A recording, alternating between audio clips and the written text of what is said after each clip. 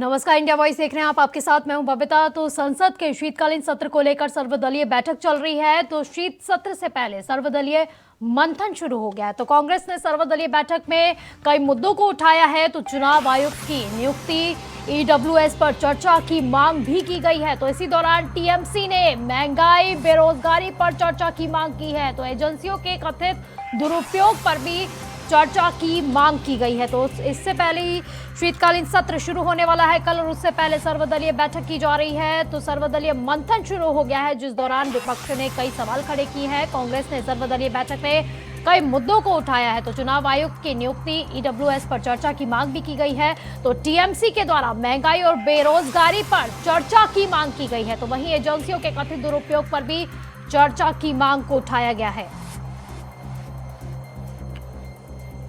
तो संसद का शीतकालीन सत्र कल से शुरू हो जाएगा। तो संसद के शीतकालीन सत्र से पहले सर्वदलीय बैठक बुलाई गई है। तो कांग्रेस ने सर्वदलीय बैठक में कई मुद्दों को उठाया है, जिनमें से चुनाव आयुक्त की नियुक्ति, ईडब्ल्यूएस पर चर्चा की मांग भी की गई है और अन्य मुद्दों को भी उठाया गया है। तो वहीं अगर टीएमसी की बात की जाए तो टीएमसी ने महंगाई, बेरोजगारी पर चर्चा की मांग की है।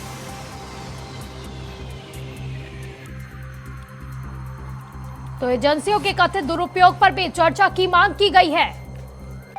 तो हालांकि एजेंसियों को लेकर लगातार विपक्षियों द्वारा सरकार को घेरने की कोशिश की जाती है और कहा जाता है कि एजेंसियां सरकार के इशारों पर काम करती है। तो टीएमसी ने महंगाई और बेरोजगारी के साथ साथ एजेंसियों के कथित दुरुपयोग पर भी चर्चा की मांग की है।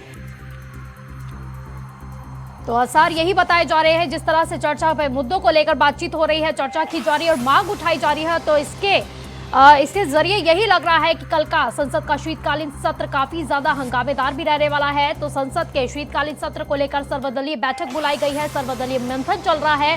तो कांग्रेस ने इस दौरान सर्वदलीय बैठक में कई मुद्दों को उठाया है।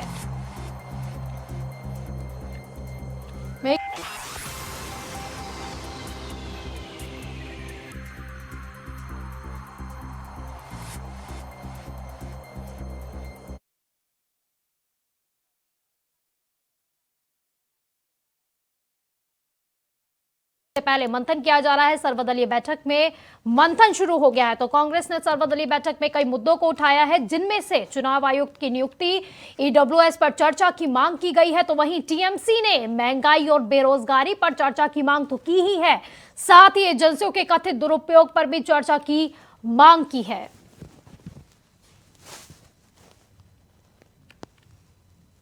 तो कल से संसद का शीतकालीन सत्र शुरू हो रहा है। 29 दिसंबर तक ये सत्र चलेगा। तो संसद के शीतकालीन सत्र से पहले सर्वदलीय बैठक बुलाई गई है। तो कांग्रेस ने सर्वदलीय बैठक में कई मुद्दों को उठाया है।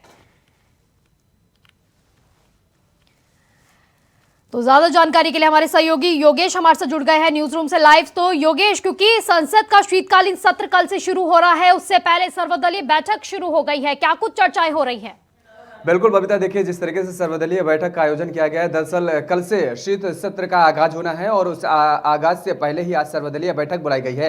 ये सर्वदलीय बैठक बुलाई गई ताकि सत्र को प्रॉपर तरीके से चलाया जा सके, सत्र में जो जनता के मुद्दे हैं, जनता की समस्याएं हैं, उनको उठाई जा सके और एक सार्थक और अच्छी बहस हो सके। इस वजह से, क्योंकि हंगामा जिस तरीके से देखने को मिलता है सदन के अंदर, उस हंगामे में जो जनता के मुद्दे हैं वो कहीं ना कहीं खोते नजर ना आए, इस वजह से सर्वदलीय बैठक का आयोजन किया गया है। लेकिन बैठक में तमाम सारे मुद्दे विपक्ष ने उठाए हैं, वो चाहे हम टीएमसी का जिक्र करें, कांग्रेस का जिक्र करें। जिस तरीके से हमेशा अक्सर देखा गया है कि विपक्षी दल जो हैं वो कहीं ना कहीं केंद्रीय एजेंसियों की जांच को लेकर के सवाल उठाते नजर आए हैं, उसी को लेकर के आज भी सर्वदलीय बैठक में ये मुद्दे उठाए गए हैं। और इसके साथ ही चुनाव आयोग पर भी कई सवाल खड़े किए गए हैं। चुनाव के दौरान जिस तरीके से प्रधानमंत्री नरेंद्र मोदी ने अलग अलग जगहों पर संबोधन किया, उनके मार्च निकले, उनके जो रोड शो निकले, उनको लेकर के सवाल उठाए गए हैं और कई ऐसे सवाल रहे हैं। जाहिर तौर पर है जिस तरीके से सर्वदलीय बैठक का आयोजन किया गया है, इसमें बात ये जरूर रखी गई है कि किसी भी तरीके की जन मुद्दों से भटका न जाए, जनता के मुद्दों को उठाया जाए और एक सार्थक बहस हो सके। बताया जा रहा है कि जो विधेयक है उनको पास कराने की जो जिम्मेदारी होती है, क्योंकि इन्हीं सांसदों की होती है, लेकिन कहीं ना कहीं सत्र के दौरान देखा जाता है कि हंगामा ऐसा बरपता है कि वो जनता के मुद्दे खोते और विलुप्त होते नजर आ रहे हैं। लेकिन देखने वाली बात यह होगी कि दरअसल जब कल से सत्र का आगाज होगा तो क्या जनता के मुद्दे रखे जाएंगे या फिर हर बार की तरह ही वो मुद्दे लुप्त होते नजर आएंगे। जी योगेश, आपने एक बात सही कही है कि जनता के मुद्दे रखे जाएंगे या फिर वो विलुप्त होते हुए नजर आएंगे, लेकिन सबसे ज्यादा मेन बात यही है कि क्योंकि कांग्रेस की तरफ से और टीएमसी की तरफ से जो मुद्दे उठाए जा रहे हैं जिन पर कल चर्चा हो सकती है, इससे तो यही प्रतीत हो रहा है कि कल का जो सदन का सत्र है वो काफी हंगामेदार रहने वाला है। और वहीं पर आपसे ये भी जानना चाहेंगे, सवालों की कितनी लिस्ट तैयार की गई है? बबीता देखिए, सवालों की लिस्ट का अगर जिक्र करें तो लोकसभा स्पीकर के पास सवालों की लिस्ट भेजी जाती है और सांसद अपने सवालों को भेजते हैं। अभी फिलहाल कितने सवालों की लिस्ट पहुंच चुके हैं इस बात की जानकारी नहीं हो पाई है, लेकिन जिस तरीके से क्योंकि जो सवाल होते हैं वो लिखित तौर पर जो सवाल होते हैं वो भेजे जाते हैं सदन को, और उसके बाद उन पर लिखित जवाब विभागीय मंत्रियों के भी आते हैं। लेकिन अब जिस तरीके से आपने एक तरफ ये इसका जिक्र किया कि हंगामा देखने को मिलेगा, जाहिर तौर पर है हंगामा बरपेगा सदन के अंदर, और जो विपक्षी दल हैं वो जांच एजेंसियों को, क्योंकि लगातार पिछले दिनों जिस तरीके से देखा गया है कई राज्यों में जांच एजेंसियों ने अपने जांच का दायरा बढ़ाया है, लगातार भ्रष्टाचार के खिलाफ जांच कर रही हैं, उसको लेकर के ये सवाल उठाए जाएंगे कि किस तरीके से। लेकिन योगेश, इसी बीच में कांग्रेस काफी ज्यादा सक्रिय नजर आ रही है, काफी तैयारियों में नजर आ रही है, क्योंकि इससे पहले सत्र की आज मीटिंग तो चल रही है, सर्वदलीय बैठक तो चल रही है, लेकिन इससे पहले शनिवार को भी उनकी एक बैठक हुई थी। बिल्कुल, कांग्रेस अपने आप को इसलिए भी ज्यादा एक्टिव मोड पर रखने की कोशिश कर रही है क्योंकि कांग्रेस जानती है कि उसका जो जनाधार था वो खोता नजर आ रहा है। और अब जिस तरीके से कांग्रेस की कमान नए अध्यक्ष मल्लिकार्जुन खड़गे, क्योंकि एक बड़ा आरोप लगता रहा है हमेशा से कि गांधी परिवार के बिल्कुल, अब देखने वाली बात ही होगी योगेश की कल का जो सत्र है वो कितना हंगामेदार रहने वाला है और कितना जनता के मुद्दों को उठाया जाएगा। फिलहाल के लिए बहुत बहुत शुक्रिया आपका। तो सिंगापुर से बड़ी खबर आ रही है। सिंगापुर में किडनी ट्रांसप्लांट होने के बाद आरजेडी अध्यक्ष लालू प्रसाद यादव का पहला बयान सामने आ गया है। तो लालू यादव ने कहा है कि वो ऑपरेशन के बाद अच्छा महसूस कर रहे हैं। तो ये सब लोगों की दुआ और प्यार का ही नतीजा है। तो बता दें कि लालू प्रसाद यादव की बेटी रोहिणी आचार्य ने अपना किडनी लालू यादव को डोनेट किया है, यानी कि एक बेटी ने अपने बाप को अपनी किडनी डोनेट की है। तो लालू प्रसाद यादव का ऑपरेशन हुआ है, तो सिंगापुर में ये ऑपरेशन हुआ, उसके बाद ये बयान सामने आया है।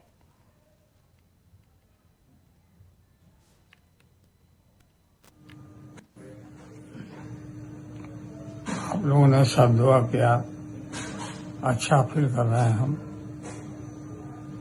अच्छा फील कर रहे हैं। आप लोगों ने सब दुआ किया, अच्छा फील कर रहे हैं, हम अच्छा फील कर रहे हैं। तो वही महापरिनिर्वाण दिवस पर बिहार के मुख्यमंत्री नीतीश कुमार ने बाबा साहेब डॉक्टर भीमराव अंबेडकर को नमन किया है।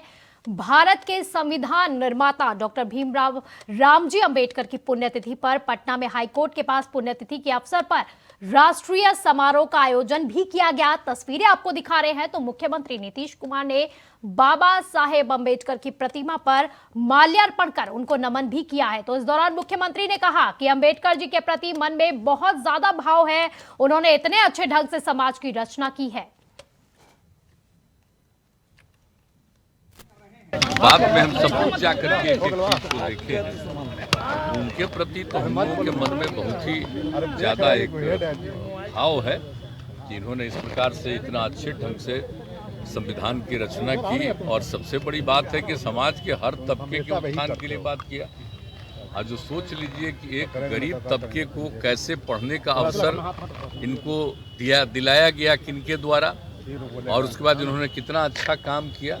तो ये सब चीज तो इतिहास में है ही ना। तो वहीं बिहार के पूर्व कृषि मंत्री सुधाकर सिंह ने प्रेस कॉन्फ्रेंस कर अपनी ही सरकार के खिलाफ कई गंभीर आरोप लगा दिए हैं। उन्होंने कहा कि 44 साल के बाद एक बार फिर से कृषि व्यवस्था में बदलाव को लेकर प्राइवेट बिल लाने की तैयारी की जा रही है। वर्तमान सरकार के गलतियों के कारण आज बिहार के किसान को हर साल घाटा ही हो रहा है। तो आज बिहार में चावल 2200 रुपए किलो प्रति हेक्टेयर का उपज है, तो वहीं पंजाब में 4800 रुपए किलो प्रति हेक्टेयर उपज हो रही है। साथ ही उन्होंने आगे कहा कि शीतकालीन सत्र में प्राइवेट बिल भी लाया जाएगा, जिसका नाम होगा कृषि उपज और पशुधन विपणन और मंडी स्थापना विधेयक।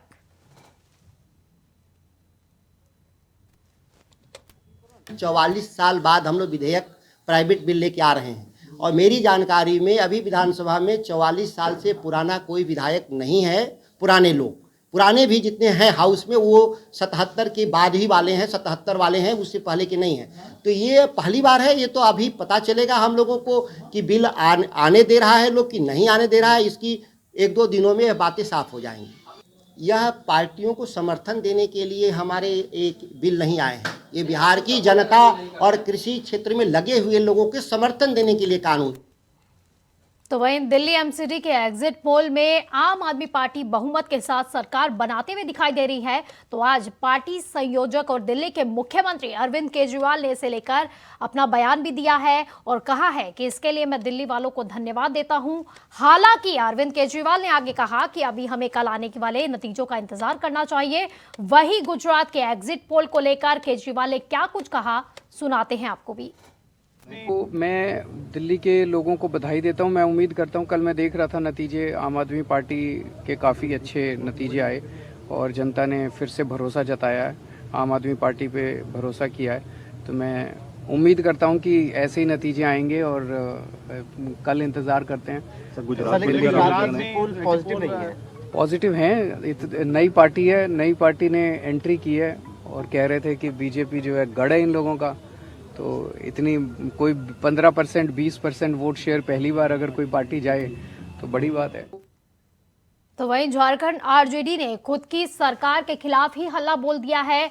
रांची प्रदेश कार्यालय में आरजेडी के नेता अपने तेवर में दिखाई दिए। कहने को तो मौका प्रदेश स्तरीय नेताओं की बैठक और नए प्रदेश अध्यक्ष के स्वागत का था, लेकिन निशाने पर हेमंत सोरेन सरकार रही। तो मौके पर आरजेडी के नए प्रदेश अध्यक्ष संजय सिंह यादव का जोरदार तरीके से स्वागत भी किया गया। तो इस मौके पर आरजेडी के नेता खुद की गठबंधन सरकार में अपनी उपेक्षा को लेकर भी नाराज दिखाई दिए। तो प्रदेश अध्यक्ष संजय सिंह यादव ने तो यहां तक कह दिया कि अगर स्थायी मुख्यमंत्री बने रहना है, अगर अंगद की तरह पांव जमाए रहना है तो आरजेडी को साथ लेकर चलना ही होगा। तो मुख्यमंत्री हेमंत सोरेन अपने मन की कर रहे हैं, आरजेडी की उपेक्षा की जा रही है, संगठन के नाते एक सीमा तक ही इसे बर्दाश्त करेंगे। तो आरजेडी इस बात को लेकर तैयारी भी कर रही है कि आने वाले चुनाव में उनकी पार्टी किस तरह से चुनाव लड़ेगी।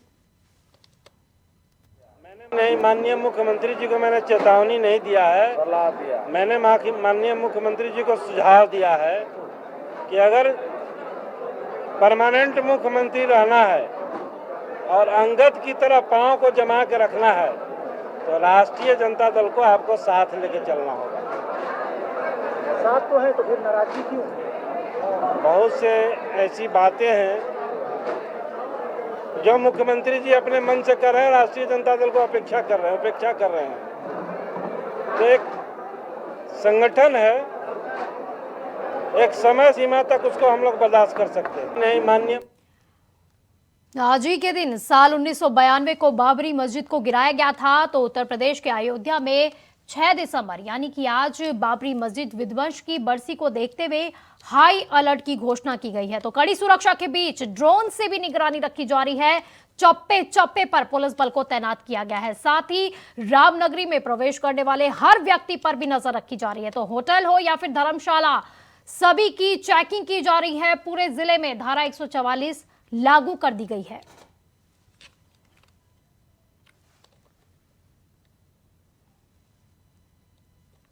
तो अयोध्या की आपको ये तस्वीरें दिखा रहे हैं जहां पर बाबरी मस्जिद विध्वंस की आज 30वीं बरसी है। तो बरसी पर अयोध्या में हाई अलर्ट जारी कर दिया गया है। तो वहीं पर कड़ी सुरक्षा के बीच ड्रोन से भी अब निगरानी रखी जा रही है। चप्पे चप्पे पर पुलिस बल को तैनात किया गया है, चाहे गाड़ी हो या फिर इंसान, सभी पर नजर रखी जा रही है।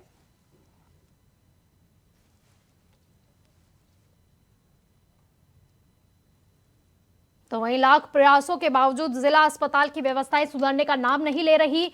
चिकित्सकों की अगर मनमानी के चलते लोगों को समस्याओं का सामना करना पड़ रहा है। महिला अस्पताल का ऐसा ही एक मामला सामने आया है जिसमें बिंदकी कोतवाली के दरवेशाबाद की एक महिला को प्रसव के लिए अस्पताल में भर्ती तो करा लिया गया, लेकिन फिर चिकित्सक ने तकनीकी समस्या बताकर कानपुर ले जाने की सलाह दे डाली। तो लाख आरजू और मिन्नत करने के बाद भी उसे अस्पताल से भगा दिया गया, जिसके चलते महिला ने फुटपाथ पर ही एक बच्ची को जन्म दे दिया। तो फिलहाल मां और बेटी दोनों ही स्वस्थ बताई जा रही है, लेकिन जिस तरह से आम लोगों के साथ अस्पताल का रवैया गैर जिम्मेदाराना हो गया है, उससे किस तरह से लोगों को परेशानी का सामना करना पड़ रहा है, ये आप तस्वीरों के जरिए देख सकते हैं। तो अस्पताल की प्रशासन की मनमानी लगातार सामने आती जा रही है। किस तरह से लोगों को, आमजन जो है वो किस तरह से परेशान हो रहे हैं। तो आज एक तस्वीर भी सामने आई, तो अस्पताल से एक गर्भवती महिला को भगा दिया गया। तो बिगड़ा हुआ केस बताकर भर्ती के बावजूद कानपुर ले जाने के लिए बोला गया, लेकिन जब वो नहीं ले जा पाए तो उसे भगा दिया गया अस्पताल में। नॉर्मल कंडीशन थी, यहाँ से जब निकाल दिया हालत के लिए तो हमने कहा रिफर नहीं करना। हम लेके जा रहे थे हॉस्पिटल, ये जो आगे चौराहा पड़ता है, तो यहाँ जो जयप्रकाश लोधी का बंगला है एडवोकेट साहब का, उन्हीं के बंगले के साथ ऑटो रिक्शा में डिलीवरी मतलब मोटर उड़ गए, तो वहीं डिलीवरी करा करके फिर वापस ले गए। उनको देखो कहीं इसको कानपुर ले जाइए, कानपुर इसको ले जाइए, रिफर करिए, हम नहीं रोकेंगे। हम कहीं रोक ले कहीं पुली, हम कहीं नहीं, ऐसे लड़का को बच्चा हो जाएगा, कहीं नहीं, हम नहीं रखेंगे यहाँ। अच्छा, ले जाइए। किसने कहा था? डॉक्टर ने? हाँ, इधर रहे डॉक्टर रहे हैं। क्या पैसे से मांग क्या? नहीं, हमसे कुछ नहीं मांगी ना पैसा, उनका झूठ बात ना है। जो मरीज है उनके अटेंडेंट कंप्लेन करेंगे, हमें रिटन लिखित देंगे और फिर उस पर जांच करी जाएगी कमेटी गठित करके। जांच में जो दोषी पाए जाएंगे उन पर कार्रवाई होगी। बुलेटिन में फिलहाल के लिए बस इतना ही। आप देखते रहिए इंडिया वॉइस। नमस्कार।